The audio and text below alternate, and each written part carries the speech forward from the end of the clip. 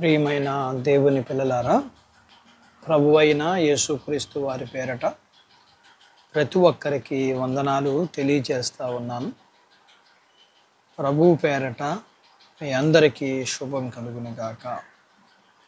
ఈ ఉదయకాలం దేవుని వాక్యాన్ని చదువుకుందాము. మత్తయి సువార్త 6వ అధ్యాయము 1వ వచనాన్ని చదువుతున్నాను. మనుషులకు కనబడవలనని వారి ఎదుట మీ నీతి కార్యము చేయకుండా జాగ్రత్త పడుడి.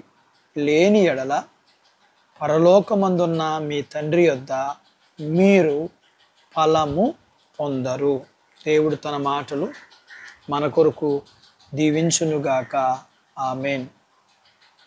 ప్రియమైన దేవుని పిల్లలారా, సామాన్యంగా మనం చేసే మంచి పనులు మనుషులకు కనబడాలని చేయకూడదు.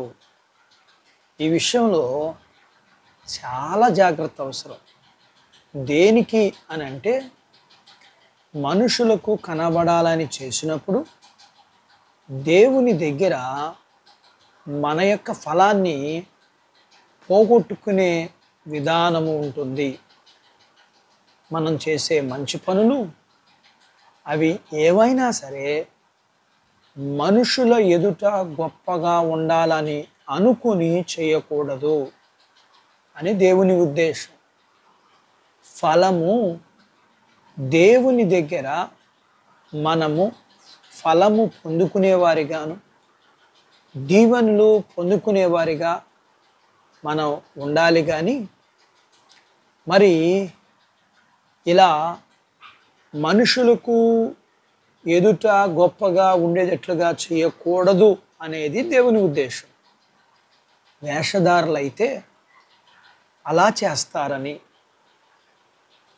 అలాగూ కాక తాము ఏవైతే ధర్మకార్యాలు మంచి కార్యాలు చేస్తారో మనుషుల వలన ఘనత పొందాలని మందిరాల్లోనూ వీధుల్లోనూ తెలిసేలాగా చాటిస్తారని, అందరికీ తెలిసేటట్లుగా చేయటం వల్ల వీరు తమ ఫలము భూమి మీదే పొందుతారని, అది వారి అందరి ఎదుట ఘనతనే ఫలము అప్పుడే పొందుకుంటారని దేవుడు తెలియజేస్తూ ఉన్నాడు.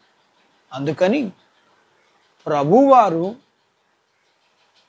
మనకైతే ప్రత్యేకంగా నీవు అనే మాట్లాడుతున్నట్లుగా నీకు దేవుని నుంచి మంచి ప్రతిఫలము వచ్చేలాగా నీవు చేయవలసింది ధర్మం, మంచి పనులు చేసినప్పుడు రహస్యంగానే చెయ్యి.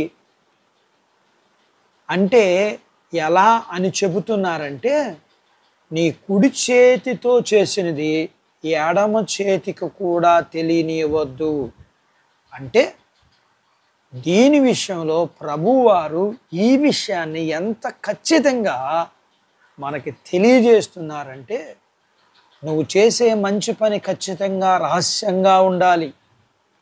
కానీ ప్రభువారు చెప్పినవి ఏదైతే రహస్యమని చెప్పారో అవి అన్నీ బహిరంగంగానే చేసే స్థితిలో మనుషులు ఉన్నారు. అలాగ కాక దేవుడు చెప్పినట్లుగా ఇట్టి విషయాల్లో జాగ్రత్త పడి దేవునికి లోబడటానికి దేవుడు మనందరికీ సహాయం చెయ్యునుగాక. ఆమేన్. దేవుడు తన మాటలు మన కొరకు దీవించునుగాక. ఆమేన్. ప్రార్థించుకుందాం.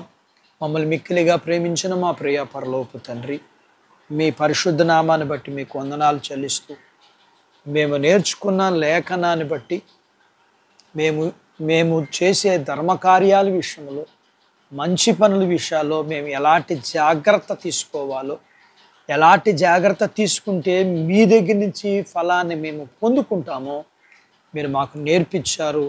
మీకు వందనాలు చెల్లిస్తున్నాం.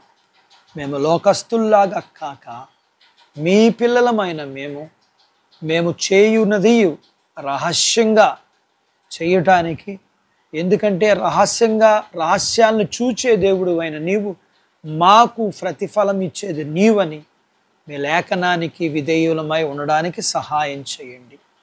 వాక్యము ప్రతి వారి జీవితంలో కార్యం చేయడానికి మీరు సహాయం చేయమని, మీ పిల్లలని వారి కలిగినంతటిని దీవించమని, చిన్న బిడ్డలను, యవనస్తులను, వృద్ధులను, స్త్రీ పురుషులను మీరు దీవించమని, చదువులు, ఆరోగ్యాలు, ఉద్యోగాలు, వివాహాలు, పొలాలని, పశువుల్ని మీరు ఆశీర్వదించమని, మీ పిల్లలకు ఉన్న బలహీనతలను స్వస్థపరచమని, ఉన్న రుణాలను తీర్చమని, కావలసిన సామాన్యపు అవసరతలన్నీ మీ పిల్లలకి మీరు తీర్చమని, ఎండల నుంచి విడుదల దయచేసి వర్షాలను మీరు అనుగ్రహించమని, ప్రభువా వివాహములు కావలసిన వారికి వివాహాలు అవ్వటానికి, గర్భఫలం లేని వారికి గర్భఫలం ఇవ్వమని, పొందుకున్న వారికి సుఖమైన ప్రసూతి అయిన తల్లి పిల్లలకి ఆరోగ్యాలు ఇమ్మని, వాక్యం విన్న మీ పిల్లల్ని, నాతో పాటు ప్రార్థనలో ఏకీభవిస్తున్న మీ పిల్లలందరినీ ఆధ్యాత్మికంగాను అవసరతలన్నింటిలో మీరే బలపరిచి నడిపించమని యేసు ప్రభు వారి పేరట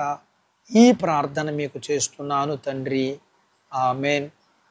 దేవుడు మిమ్మును దీవించునుగాక. ఆమెన్.